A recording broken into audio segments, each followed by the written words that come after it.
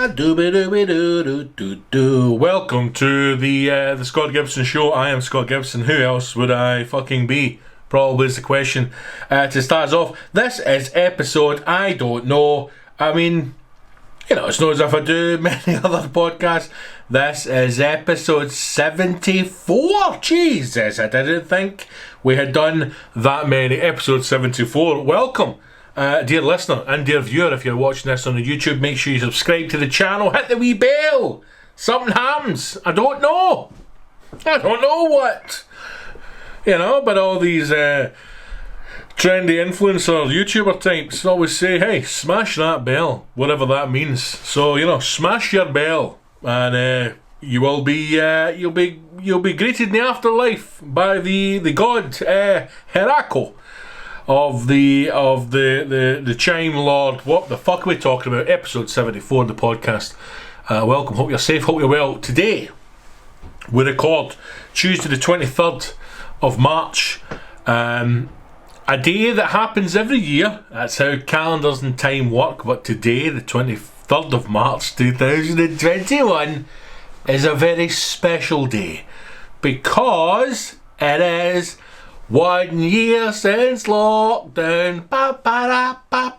1 year since the first lockdown. Obviously, we're now into our third lockdown. You know, very much. We're very much experts on the lockdown situation.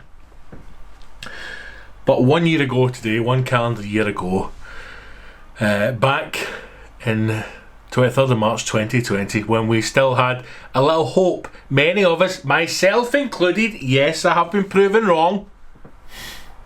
I am often reminded of a conversation I had with my mother when she was in a panic state, when she thought, and I quote, "The aliens, Scott, it's the aliens." Now, I should have done the right thing as a responsible son. I should have had the woman sectioned right there and then. If your mother ever phones you and says that she is concerned that the red mist is coming and it's something to do with aliens, I should have had the woman sectioned. I had a lot on my plate, you know. I had a lot on my plate. Gigs were getting cancelled. The diary was being obliterated. I'm not going to phone up the loony bin and go, listen, no, this COVID carry on. My mum thinks it's aliens and that, know what I mean? Send in a van, thank you very much. I don't even know how you would have somebody sectioned. I see it all the time in the movies. I don't know the process. Is there an app? Is there an app for that? That's the advert Apple needs to get on. Somebody in the corner eating cold soup and they're in shite. Their family puts the door in to be greeted from a scene like an Irving Welsh novel. And they go, don't worry, Hen, there's an app for that. You jump on the smartphone and a load of people come and take you away in a private ambulance. How would you get somebody sectioned? I don't know. I mean, I'm speaking to you, dear listener. Yeah, there's nobody in this room. Just me. I don't know. Let's hope it never happens.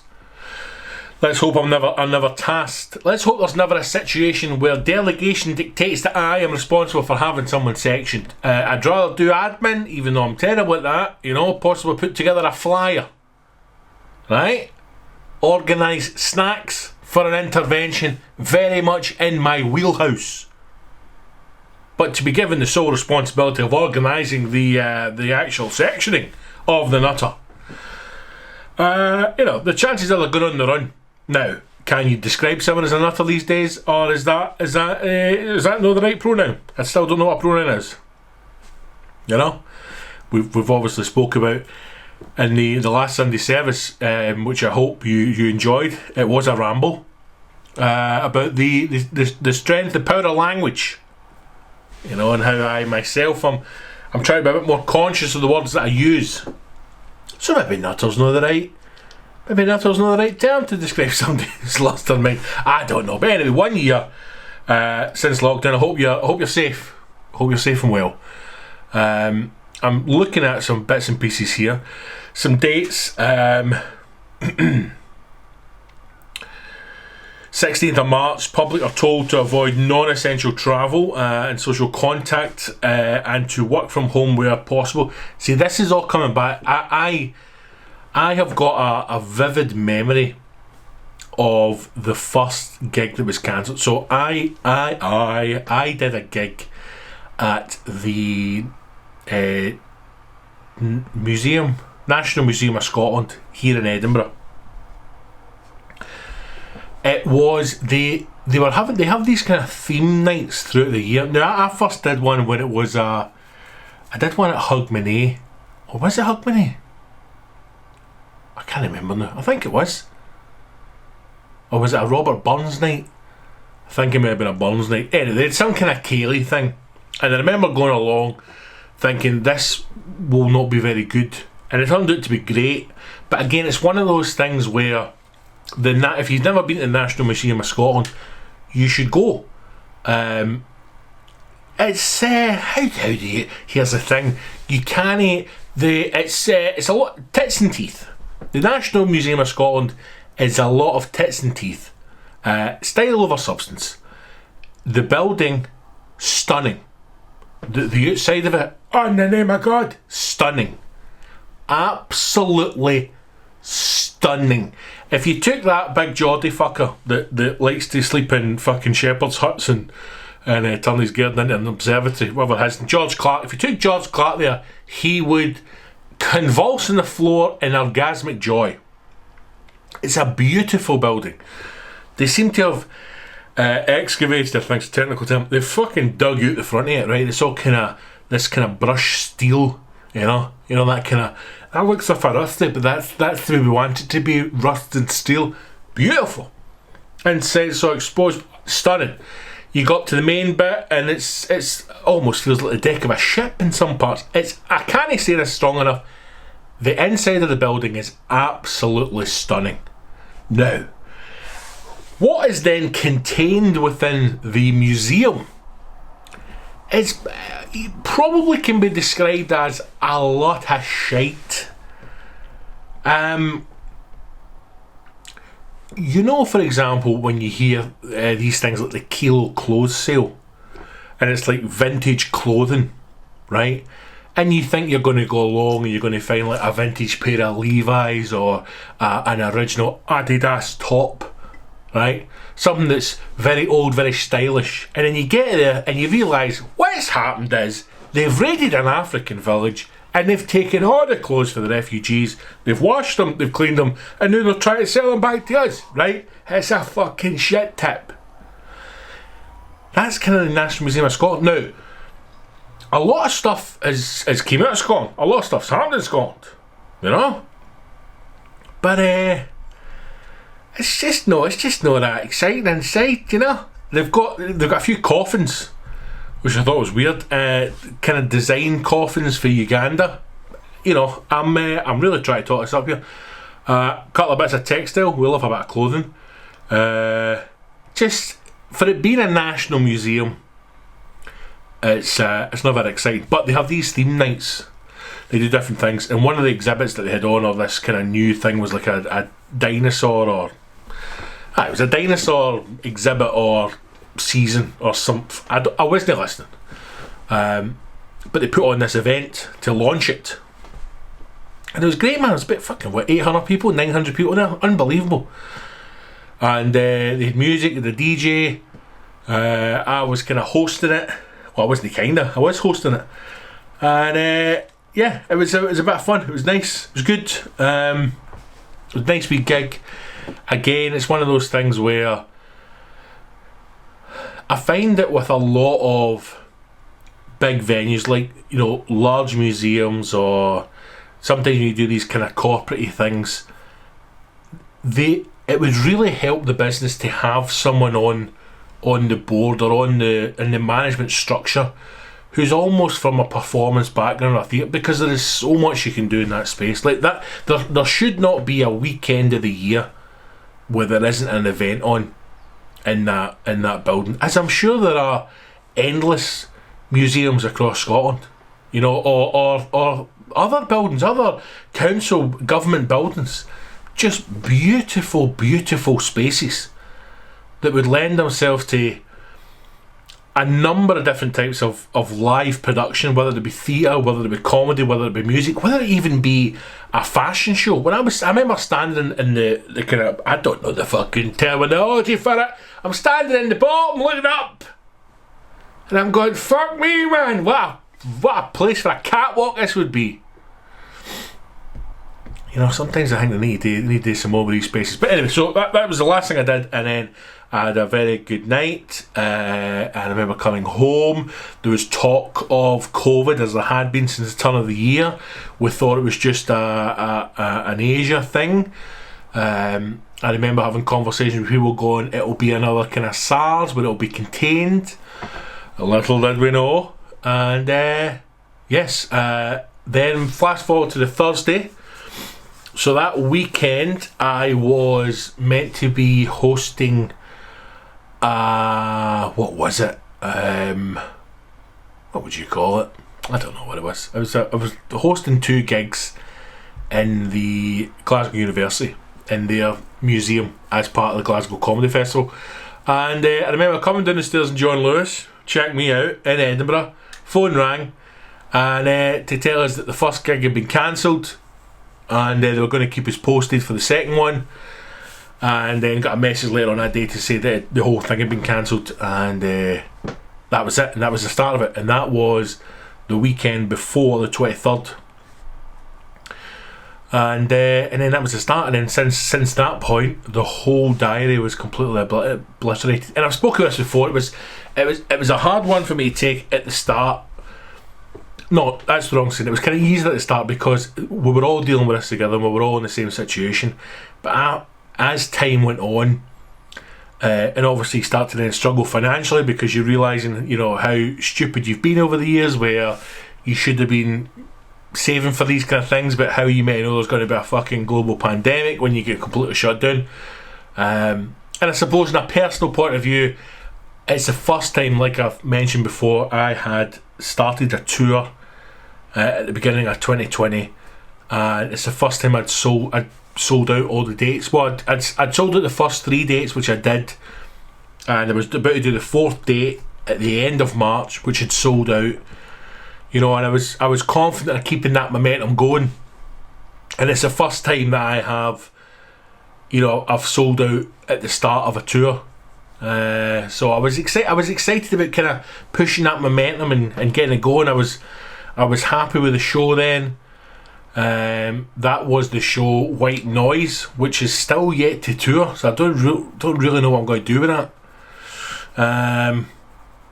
So then that kind of was a bit hard because I thought, right, well, we had that kind of momentum and now we've had to stop, and now we've been gone for such a long time. I do feel as if I've really taken, not quality wise or performance wise, like I'm writing, and this new show is going to be good. I'm very confident in the new show, but I do feel as if I've taken 2, 3, 4, 5 steps back. I really do feel as if I'm back at the start again with building that audience up, you know. And it's it's just going to be great to get back to work again, get back touring and get back gigging again. But it's it's going to be a slog, and that's going to be the next kind of mental push to get through that.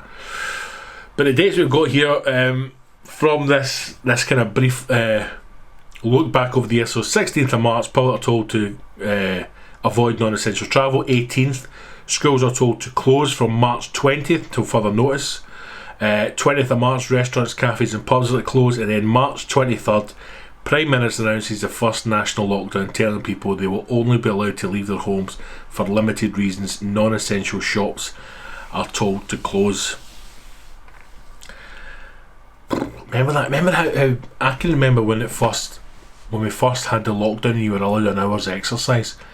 So I've also got the dog, so I'm taking the dog out 5 times a day, and especially at night time when I was going to so he'll go obviously in the morning, gets his walk, he gets a walk at 1 o'clock, he gets a big walk at lunchtime, and because we've done it so regular now over this year, because I've had this year of almost getting things kind of structured in a way. He come kind of 12:30, he starts getting fidgety It's if he's like, where's my walk? So he knows he gets a walk at 1 o'clock. Then he gets a walk at 5. And then he gets a walk just after we have our dinner. And then I take him out again at night before we go to bed, right? So that last walk at night, back at 11 midnight, it felt so eerie. I almost felt as if I was doing something wrong by being in the streets, you know. I can remember thinking I wanted to walk up to the castle and like come down the Royal Mile and be in the old part of Edinburgh just to see it at night when there is literally no one in the street, and how eerie it felt. I remember once, maybe around about April time, taking a walk up over Northbridge and going towards the meadows just to do something different with the dog, and being at the kind of cross junction of the Royal Mile, so you're heading up to the castle at Northbridge or heading down to Holyrood, and not a single person on that street. And normally in Edinburgh, literally any day of the week, any time of the year, you stand in that corner, it's fucking mobbed with tourists and locals, mobbed. Not a single person on it, and it felt so eerie, felt so strange. It felt as if you were, in a way, you weren't meant to be there. You know, it felt horrible. I'm looking at some key dates here in Scotland, but we've probably all been through these anyway. April 5th last year, Scotland's Chief Medical Officer resigns. April 20th, NHS Louisa Jordan Hospital opens, which was what's happened to that? How many millions were spent turning the SECC into that fucking death bunker? What have we done with that? May 29th, route map out of lockdown begins. A lot of shit. 10th of July, face coverings made mandatory in shops. I mean, sometimes when you think back about that as well, so we'd gone from the middle of, effectively the end of March, to what, the middle of July, before face coverings became mandatory. 3rd of August, Eat Out to Help Out launches, and that is when the government decided, right, we're going to send them back out because we can afford to lose another couple of thousand. Not enough have died. We've not taken enough off the top. Send them out, and we were all eating out to help out, remember? Reduced meals. You were going to restaurants, bars, cafes, pubs that you would never dare set a foot in because they were doing a fish supper for £6. And we all ate out and we all helped out, and then, you know, another couple of tens of thousands of people died. Eat Out to Help Out, fuck me. 5th of August, local restrictions reduced in Aberdeen. A COVID outbreak in Aberdeen prompted the government to announce the introduction of local restrictions to halt the spread. August 11th, schools reopened. 1st September, local restrictions introduced in Glasgow, remember that? That was about the times when we thought we were on the road out come August. I remember we'd booked in some gigs, and then she shut everything down again. Local level systems implemented starting November. Pfizer vaccine revealed 9th of November. First vaccination ministers of Scotland 8th of December. Tightening of Christmas restrictions 19th. 26th December, all of Scotland moves into level 4. 4th of January, new lockdown in Scotland. 15th of January, suspension of all travel corridors. 10th of February, 1 million people in Scotland vaccinated. 15th of February, hotel quarantine introduced. 22nd of February, some school pupils return to classrooms, blah blah blah blah blah. Furlough scheme extended. 17th of March, 2 million people vaccinated in Scotland. It's been an odd year, and let me just say this as well. I have received my letter for my vaccination, which two things to talk about. One, I don't understand why I have been chosen to be vaccinated. It doesn't give me any information in the letter. The letter itself, in fact I've got the letter here.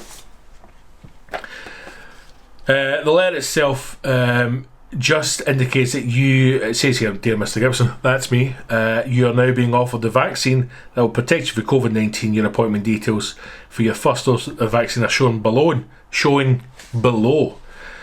I suppose interesting couple of things to think about. If we know anything about politics, and if we know anything about the legal setup and if we think about how both governments, Scotland and Westminster, have approached the rollout of this vaccination, it's quite interesting that the use of language that's been used in the letters is that you have been offered the vaccine. I imagine there would have been, days, weeks of debate, strong argument back and forward as to what the language of this letter will be, because the sad truth of it is there will be people who will decline the vaccine.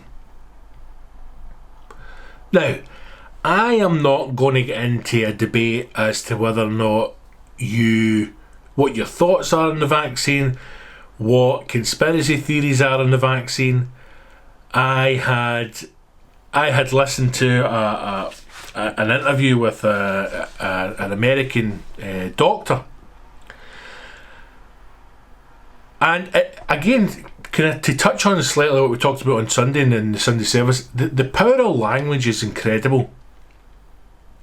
But the power of hearing is just as important as the power of language. We are so conditioned now to listen for buzzwords. Certain people are anyway. There's very few people who actually listen to a full conversation, listen to a full debate, listen to a full argument, listen to a full discussion, can digest that content, take points from it, regurgitate it, work from it, learn from it, whatever. Very, very few people are willing to do that.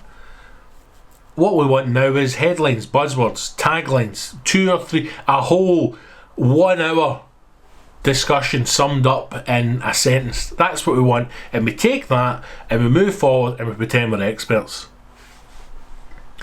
The discussion was about what the vaccine does to you. So the vaccinations for previous outbreaks, so things like you'll be vaccinated against MMR, mumps, measles, rubella, you'll be vaccinated for the flu.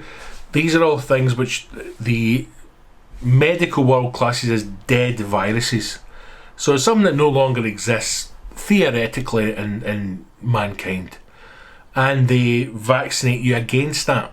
But COVID-19, coronavirus, is very much a living virus. So instead of the vaccine attacking or protecting your DNA against attack, what this vaccination does, or part of the vaccine does, is it can alter your DNA so you are not affected by it. Now, what people took from that discussion, a podcast that I was listening to, is they then kick off going, because people just hear the word altered and they think, I'm going to grow an extra finger, or, this is how they control you. Bill Gates wants to put a chip in Mars. And the guy who was a virologist professor went on to say that nothing he has said is a reason for not being vaccinated. He's just explaining how the vaccine works. That's it. But again, people take from it what they want. Now, here's the thing, the fact that people are opting out scares me a little bit, because are we going to get to the point where we start to call out people who have not been vaccinated? I don't think so. It's not going to be like the old days. That's it. You're going to be walking down the high street and there'll be a red cross painted in somebody's door. The plague! Don't go in there, hen. That bastard's not been vaccinated. Don't trust him.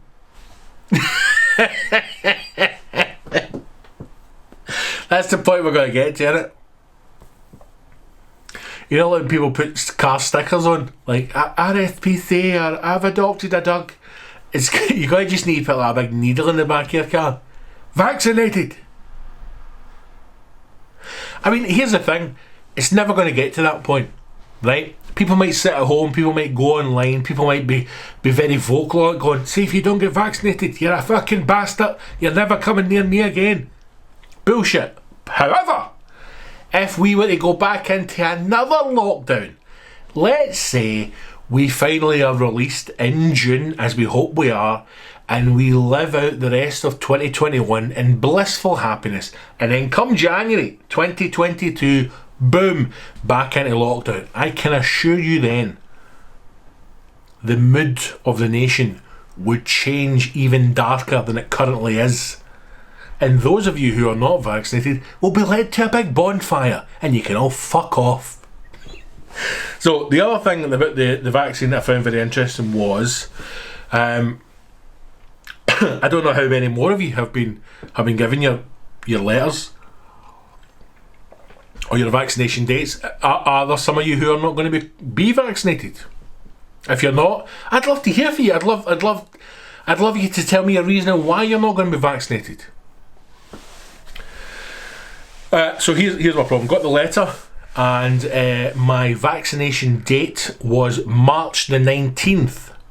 It was outlined in the letter. It was outlined where I had to go. Very clear instructions of the time of arrival, what I have to do before I get there. And then it gives me a list of contact phone numbers. Contact numbers if I have to, one, I'm unable to make the appointment. And also if I don't want to receive the vaccine, a number to contact. I then have a unique user number, which is my reference for actually then physically getting the vaccination when I arrive at the vaccination station. Now the only thing that kind of fucked up this process, because it all seems very straightforward, it's all black and white, all the information I need is there, there's no grey areas, this is your number that you need, this is where you're going to go, this is the date and the time when you go there, please arrive at this time, please do this, this and this. Everything's perfect. The only problem I have is that my vaccination was on the 19th of March and I received that letter on the 20th of March. Now, can anybody within the Scottish Government see where the problem is here? Huh? Can anybody see the problem in sending vaccination letters out after the date that your vaccination is meant to be? Now, when I called up, I was told on the phone that they're experiencing a high volume of people who are receiving their letters after the vaccination date. What fucking hope is there for this country? Now listen, I am 100% behind the SNP. I've said this before, I'm for an independent Scotland. But there's just a couple of things that we keep fucking up that doesn't look good. What hope is there when they are experiencing, in their words, high volumes of people who are receiving their letters after their vaccination dates? Now, here's my question to you. If I download that app that tells me if I'm in a pub and somebody's farted and it smells like COVID and then I've got to stim myself for 2 weeks, why the fuck can I not get an alert through that app that tells me I have a vaccination? Why do we have to go fucking old school and still send letters through the post? Because do you know when what's happening?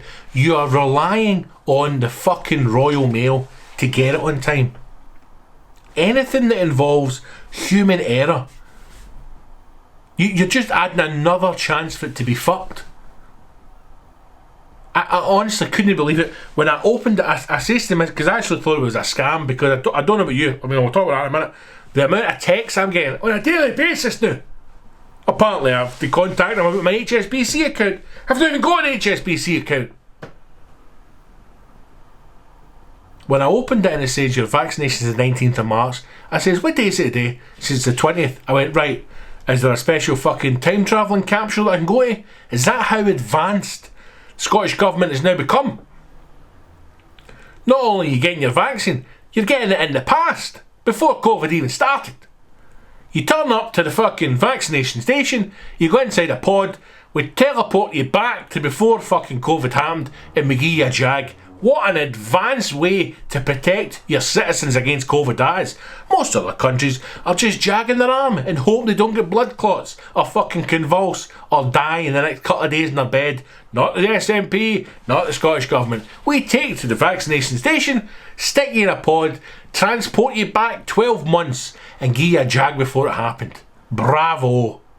What a pile of shite.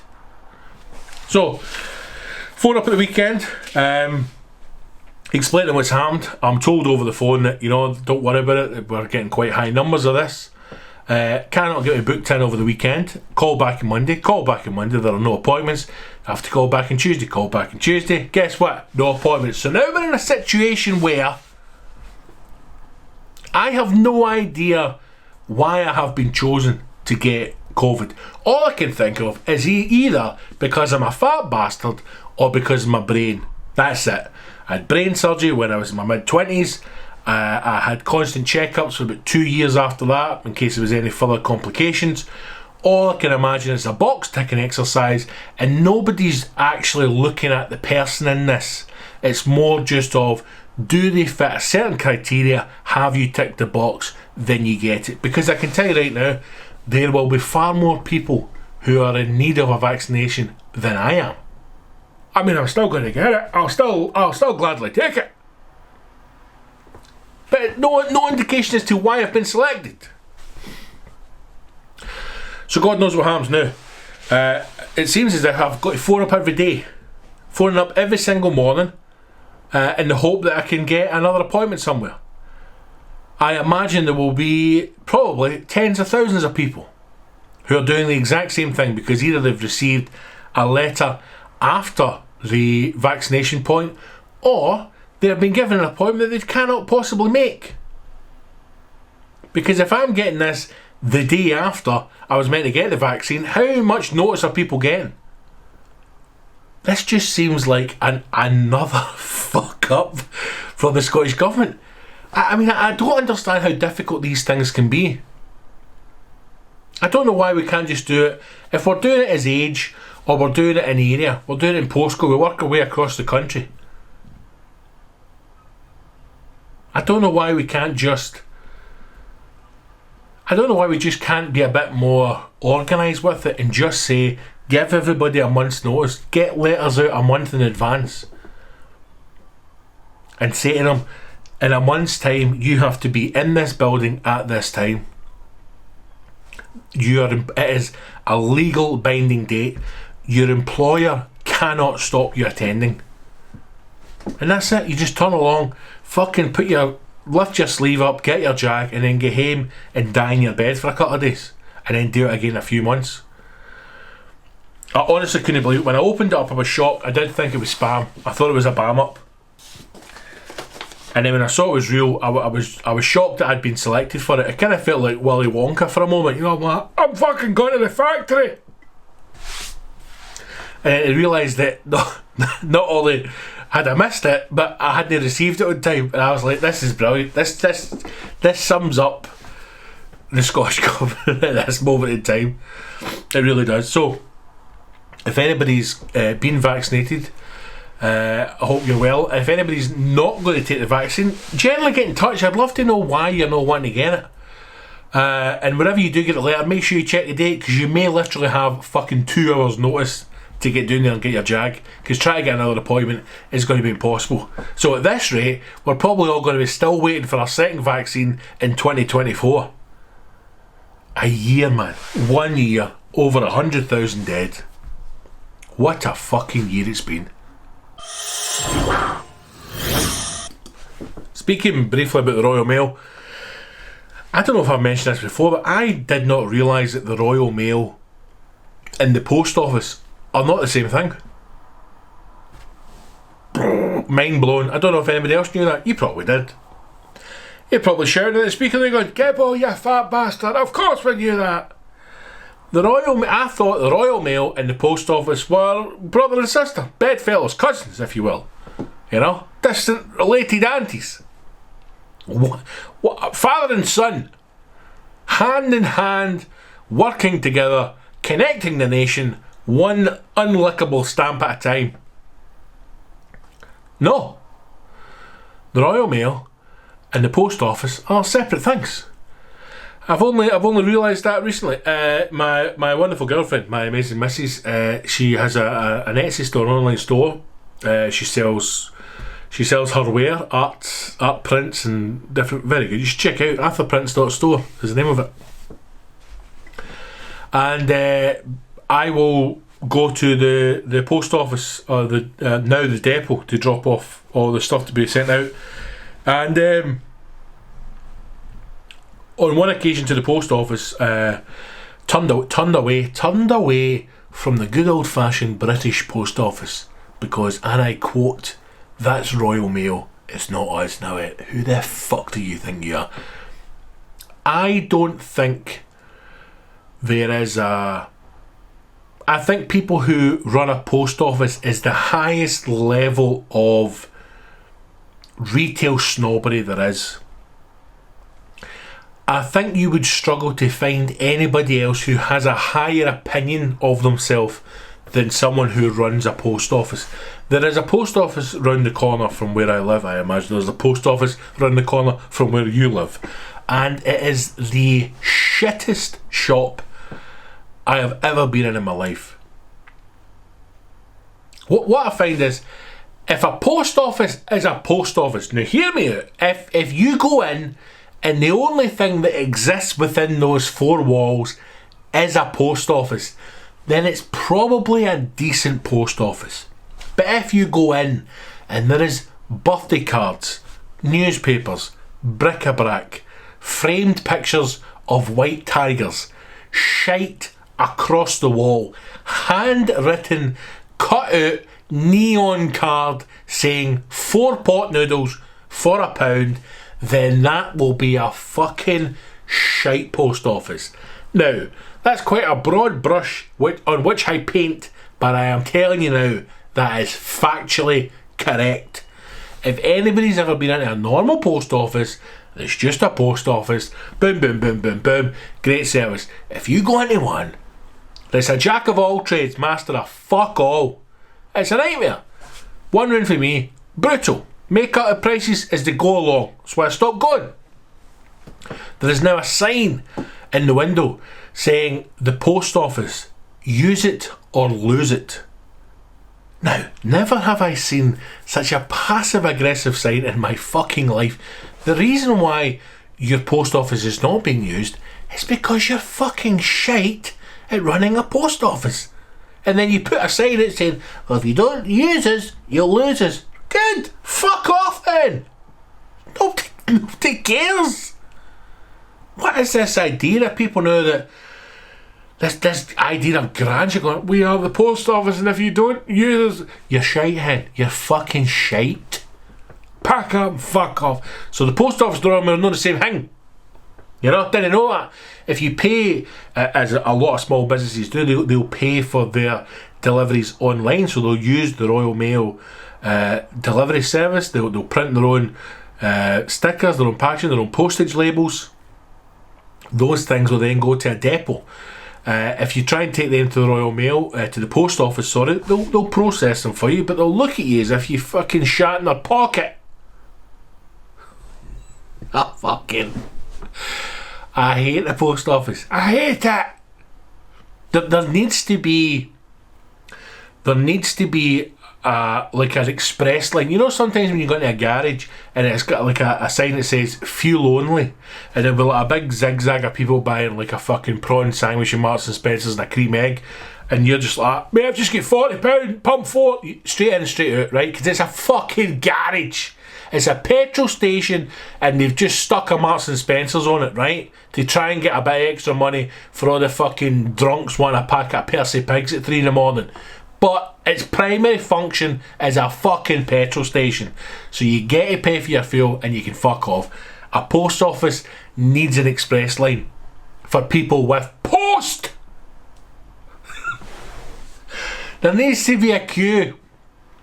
You need to walk in going, can I help you, sir or madam? Or fucking whatever. If you're not a sir or a madam, just, can I help you? Right? Even I would settle for that. What is it you got? Is it post you have? I've got a fucking hundreds of parcels, mate.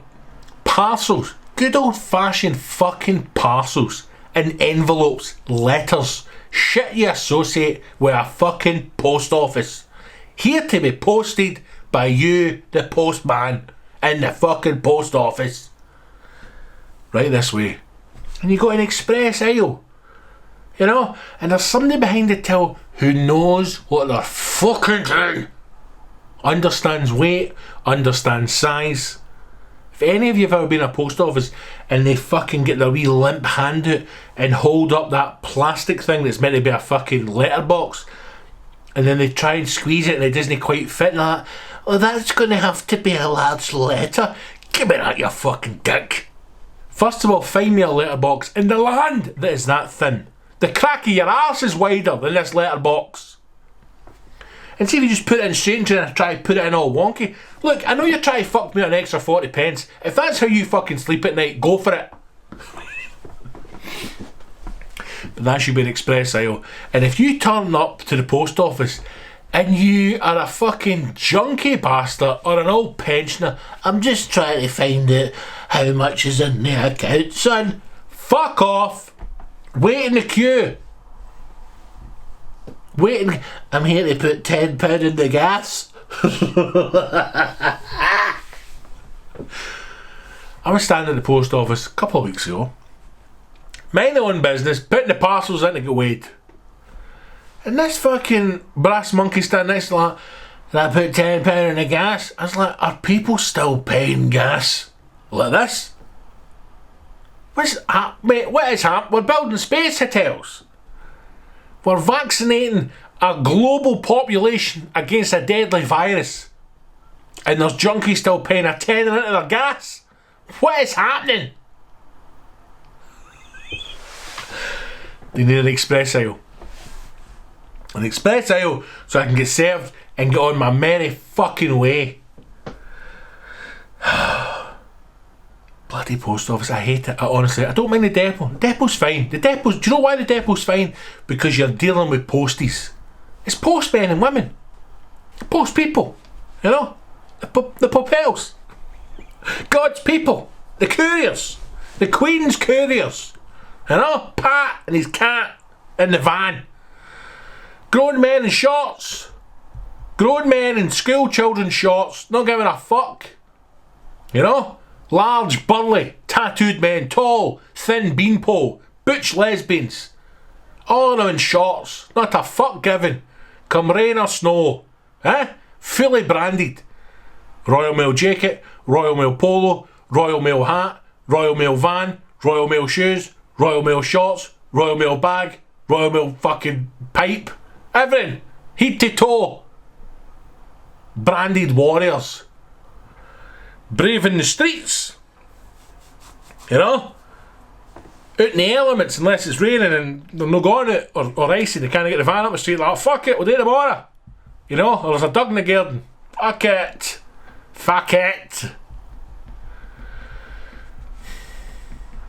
Don't mind the depot, because you go in, there's post people, you know, they're outside, they're smoking, they're chatting, they're launching parcels into the van. Some of them are standing far back in the depot and they're seeing how far they can throw the envelopes into the van. I like his banner. I like that kind of stuff, you know? It's one step. Is it one step below or one step above baggage handlers? The Royal Mail.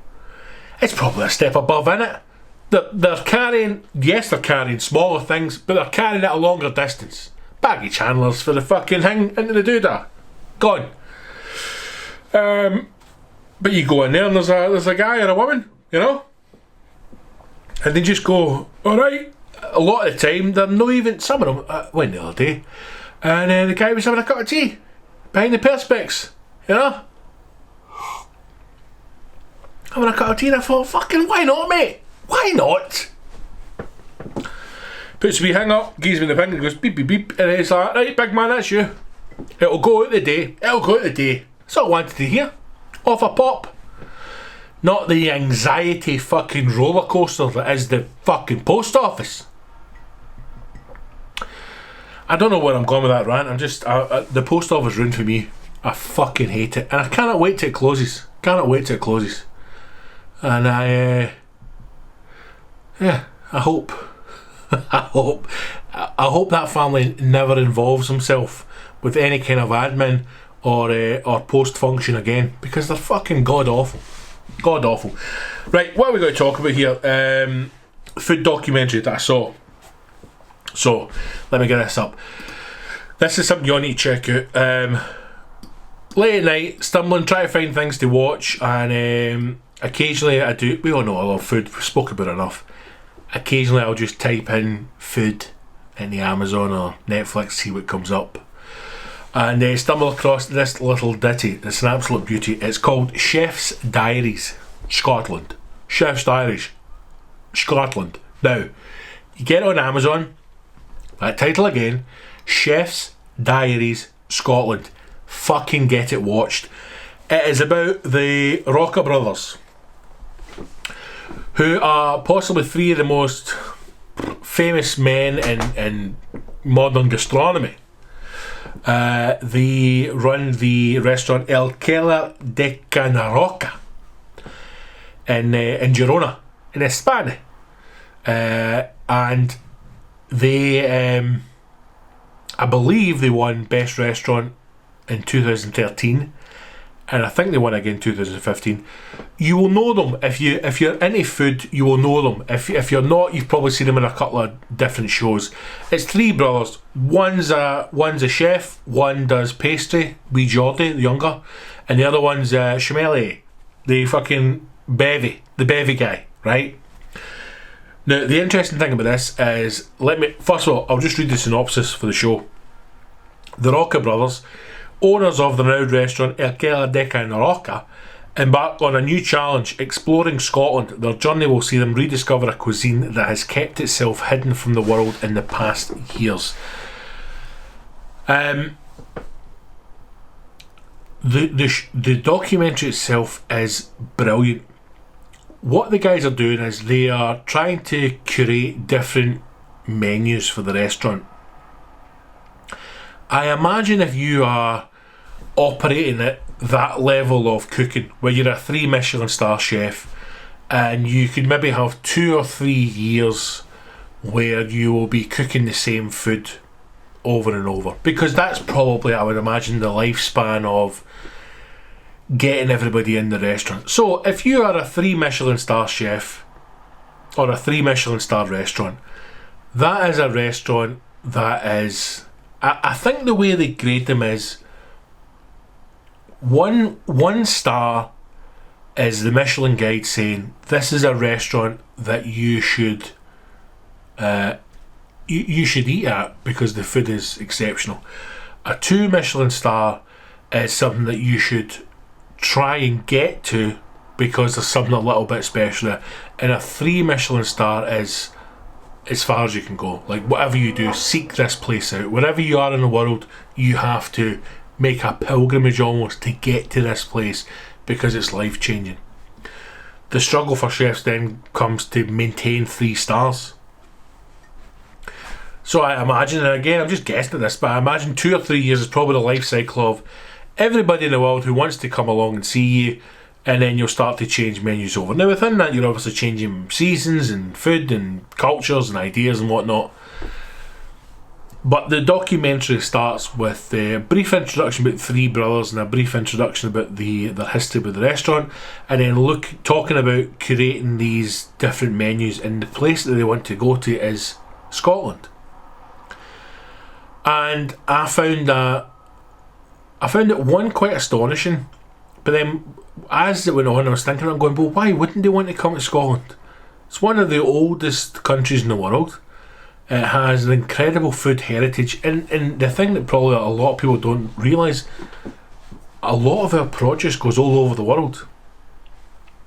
Scotland has some of the finest produce on the fucking planet.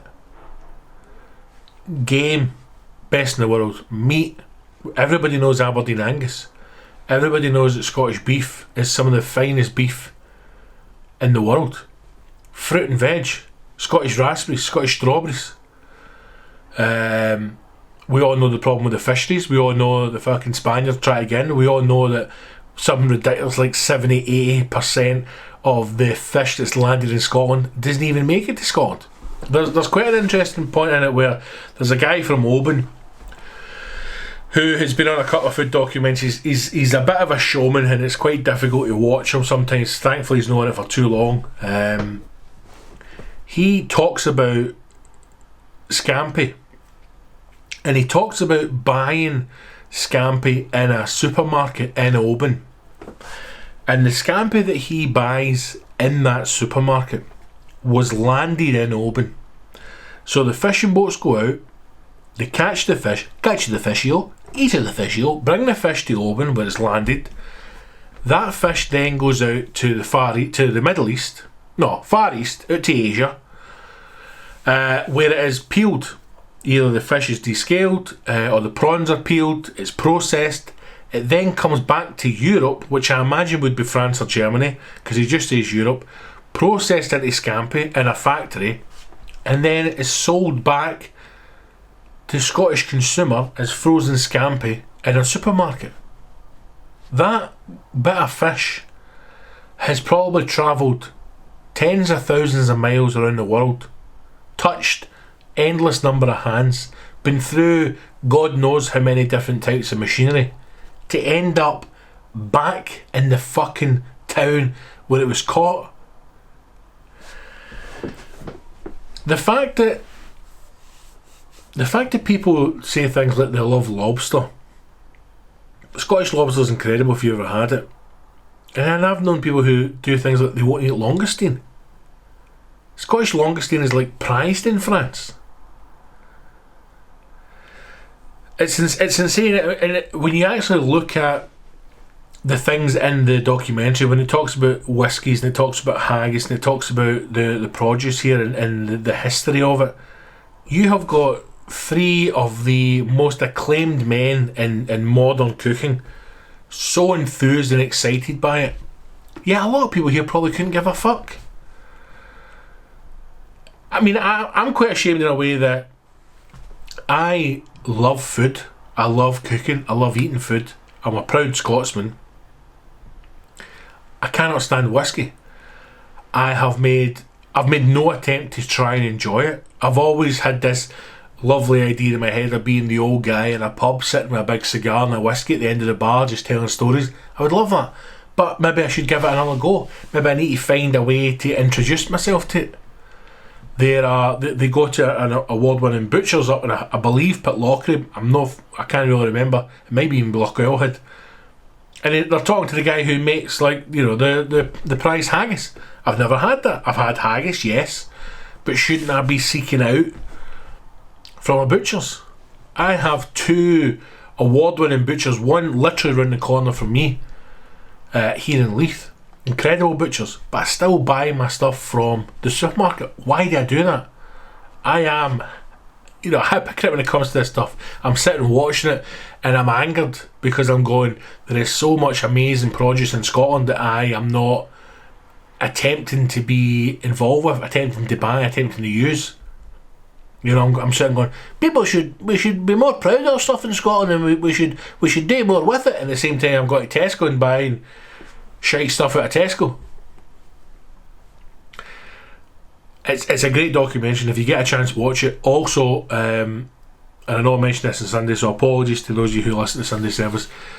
Geordie Roca, the youngest of the Roca Brothers, has got an episode on Chef's Table on Netflix. If you go to Netflix, go to Chef's Table, go to the pastry series. Geordie Roca's in that, and it's an amazing one. He is an incredible chef, and you should check that out if you get a chance. But definitely watch Chef's Diaries Scotland on Amazon. It's available now. If you've got Amazon Prime, you can get it for free. If not, get it and watch it, because it's brilliant, and it just shows you how beautiful Scotland is, how incredible our produce is, and how thought after our produce is from across the world. And maybe more needs to be done for us to take pride in that. We should be proud of the fact that arguably the best chef in the world wants to come and learn about our produce, learn about our cuisine. We should be proud of that. We shouldn't be... Listen, I've spoken about it briefly about the power of language and how we need to be more mindful of words that we say in certain situations, because not everybody will know we're joking. But we also have to be mindful of how we portray ourselves. If there are people who are in positions of authority, positions of knowledge, and are saying Scotland has some of the finest food in the world, some of the finest cuisine history in the world. I want to learn about it, I want to explore it, and I want to repackage it and present it to my guests. We should be talking that up and be proud of that. We shouldn't be going, aye, but have you tried Buckfast, or have you tried Iron Brew or deep fried pizza? We're our own worst enemy at times. We're our own worst enemy. So watch it. Chef's Diaries, Scotland, on Amazon. Roca Brothers. Brilliant.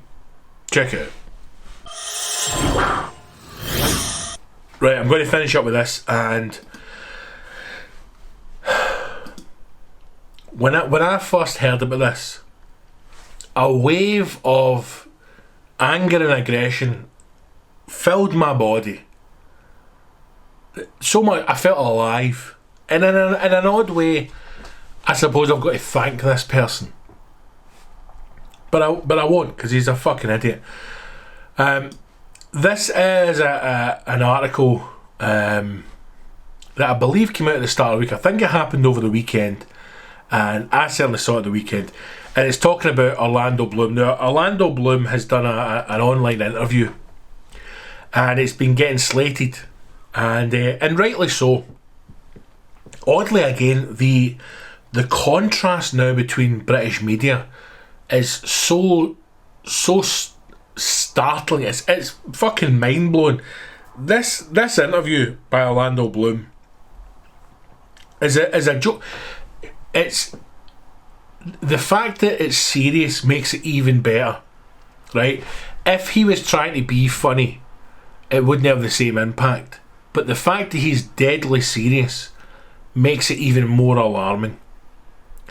The article that I'm taking this on is from Sky News. It was reported in 2 other papers that I saw, but then again, I read part of the Guardian's response to it as well, and honestly, I don't know if there's any hope for fucking this country, man. I really don't know if there's any hope for this society whatsoever. So you may have seen this, you may have not. If you haven't, I'm going to read it for you, and you need to seek it out, because it's spectacular. It's absolutely spectacular. Orlando Bloom says he starts his day with brain octane oil, whatever the fuck that is, and some green powders before taking a hike listening to grunge music. Now that is just to start it. So the mystery of cows, the wonder of octane oil, and the hikes to the sounds of Nirvana. Just a brief insight into how Hollywood actor Orlando Bloom spends his mornings. The Pirates of the Caribbean star has set the internet ablaze after the interview with the Sunday Times, in which he set out his morning routine. In it, he says he likes to earn his breakfast and starts the day with some green powders. Then he mixes the brain octane oil, a collagen powder, and some protein. Bloom goes on to describe it as it's quite early. Now let me just read this to you, right? This is the excerpt. This is what was read to me, which sent me over the edge. So let me just read this to you. Now these are Orlando Bloom's words. This is not a writer. This is not satire. This is real, right? This is to the Times. This is his morning routine. Here we go. Now, before we even start, right? What is Orlando Bloom? Is he an actor? Because other than Pirates of the Caribbean, right, which I forgot he was in, and Lord of the Rings when he plays the cunt with the bow and arrow, what has he done? Nothing. He's like fucking one of the Harry Potter cunts. He's locked out. What did anybody know him before fucking Lord of the Rings? No.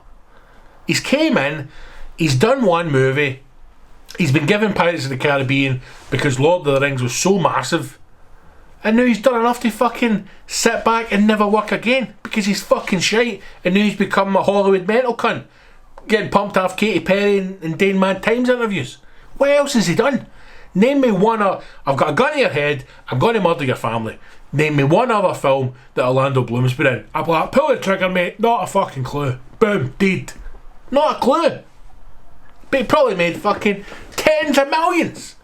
I saw a thing the other day talking about Chris Hemsworth. I don't think he's a particularly very good actor. Apparently, for playing fucking Thor, all of the times that he has played Thor, whether it be the Thor movies, the fucking Marvel Universe pish. $80 million. Let me say that again. $80 million that cunt has earned playing Thor. Pull the plug, man. This planet's fucked. So let me just read this to you. This is the Hollywood superstar. I mean, superstar's a bit of fucking strong terminology, but this is the Hollywood superstar Orlando Bloom's statement as to how he starts his day. Here we go. Now, I'm not making this up. This is word for word. I'm not adding anything. I'm not taking anything away. This is word for word, lifted from the interview in the paper. Orlando Bloom. I like to earn my breakfast, so I'll just have some green powders that I mix with brain octane oil, a collagen powder for my hair and nails, and some protein. It's all quite LA really. Then I'll go for a hike while I listen to some Nirvana or Stone Temple Pilots. By 9 AM it's breakfast, which is usually porridge, a little hazelnut milk, cinnamon, vanilla paste, hazelnuts, goji berries, a vegan protein powder, and a cup of PJ Tips. I'm 90% plant-based, so I'll only eat a really good piece of red meat maybe once a month. I sometimes look at a cow and think, that's the most beautiful thing ever. My son spends half his time with me and half with my ex-wife. If he's with us, I get him breakfast before school, then I'll have a shower and get dressed. I like to make an effort, no tracksuit bottoms. I have a deal with Amazon where I work on projects exclusively for them. I spend a lot of my time dreaming about roles for myself and others, for minorities and women. I'm trying to be a voice for everybody. I had this remarkable opening chapter to my career, for which I was only semi-present. Without my Buddhist practice, I could have easily come off the rails. I've been changing the narrative in my head and feel that I can be the driver of my train. I can set it alight, but I can't get the fire crew and put it out. Orlando Bloom, ladies and gentlemen. Multi-millionaire, professional fucking nutter. Orlando Bloom. I literally have no words. I mean, let's just go back here and assess this cunt's breakdown his day. He wants to earn his breakfast. Now, by earning his breakfast, it seems as if he goes for a hike, I imagine, up the LA mountains, as he listens to some Nirvana or Stone Temple Pilots. Now, how he does this every morning and then does not commit suicide is beyond me. But that's what he does. I imagine he was probably at a loss as to what bands to put in there. Because I'm sure, secretly, if he told you the truth, he'd probably wake up, drink the blood of some poor children, and then hike to the sound of his own voice. That seems very LA, doesn't it? 9 AM, it's porridge for his breakfast. Porridge for your breakfast. Porridge. Now, there's nothing better than porridge for breakfast, other than a fry-up or eggs Benny. Porridge is a great breakfast. But here's what you put in porridge. You put porridge. You put whole milk. Okay? You don't put skim milk. You don't put semi-skim milk. You don't put any oat milk dairy alternatives. Because then it's no porridge. It's blue top, whole milk in your porridge. Then you add sugar or salt.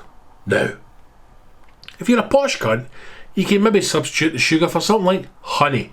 Acceptable. I'll accept honey. But the toppings are sugar or salt. Here's things you don't add to your porridge. You don't add hazelnut milk. You don't add that. You don't add cinnamon. You certainly don't add vanilla paste. You do not add goji berries. And you certainly don't add a vegan protein powder mix to your porridge. But then he has a cup of PJ Tips. Now he's putting that in there to try and tell people that he's just one of you. He just sits in his goji berry porridge and PJ Tips. He's just like you. He's just one of us. Just a normal cunt in LA. I mean, the biggest worry from that is that he's got a son. You know, so I do hope that whoever did this interview has notified the authorities of this routine, and I hope that child is taken into protective custody, because he should not be around this madness.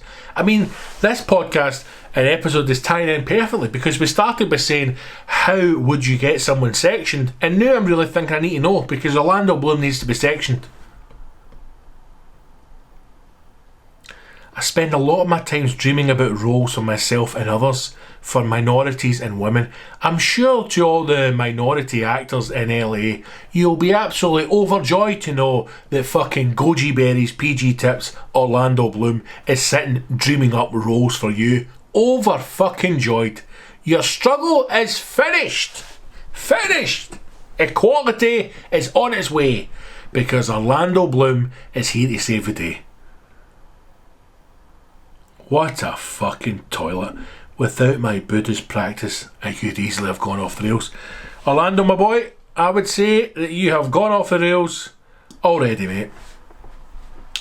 Enjoy your goji berries, enjoy your vanilla paste, and enjoy your posh bastard LA porridge, because you, my boy, are beyond sectioning. Beyond it. Episode 74 of the Scott Gibson Show. A ranty one, a rambly one, but hey, it's what you've come to expect. Thank you for listening.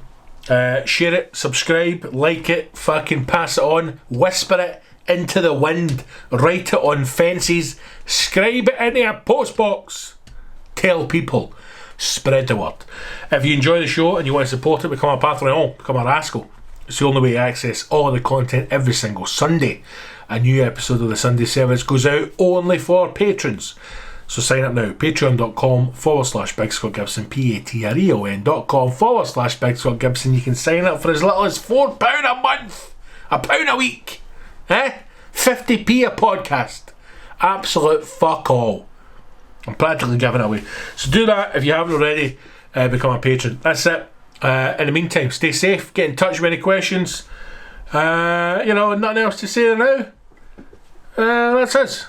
We need to find a better way to wrap up the episodes, because it seems as if we just kind of come to a gradual end and we fizzle out. But, be like Orlando. Get some gojis and some powder. Right, that's it, team. That's us. 74 in the bag. Thank you for listening. Thank you for watching if you're on the YouTube. Look after yourself. 1 year in lockdown.